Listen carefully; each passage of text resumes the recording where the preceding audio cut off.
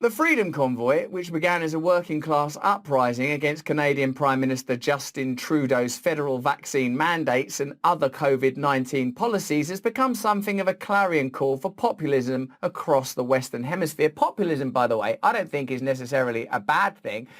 Always you hear right-wing populism. Me, I'd be into populism in terms of the representation of the views of the population. The people's views, requirements and opinions are heard and even instantiated at the level of government, washing aside corporate interests and entrenched deep state policy in order that we could live in a democracy. That's a kind of populism. From the massive convoy in Ottawa to the border blockade in southern Alberta, the Freedom Convoy is now spawning parallel movements in Australia, the Netherlands and potentially elsewhere. I've not read about that, I've not heard about that, I've not seen that anywhere. Have you? We actually are a news channel. I can't get any news. Where's the news? Nothing's happening. There's nothing to see. And the corporate media's slanted coverage of the movement is making it obvious to the public who it can trust and who it cannot.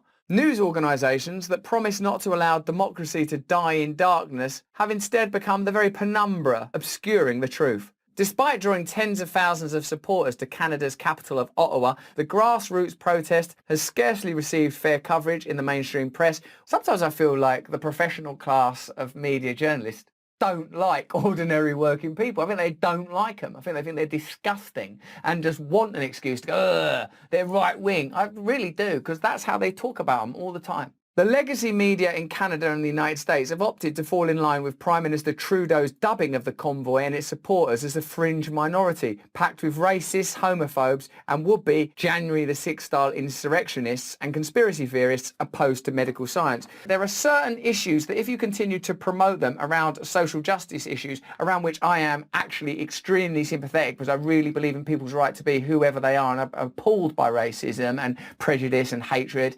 It's just something that I cannot abide. By highlighting these issues and amplifying these issues, you are able to cause discord and distrust and malevolence when in fact, whether you're in a minority ethnically or sexually or a majority sexually or ethnically, your interest will be determined by economics to a huge degree. And as long as you are at odds with one another on that basis, then you are not going to be able to radically reorganize society in a way that is meaningful. I've noticed it again and again, and it's time that we took responsibility for stopping it by being very loving and accepting and tolerant to one another and of one another, regardless of identity and identification. Gay, trans, bi, black, white, working class, middle class, wherever we are, open-heartedness towards one another. It's the only antidote.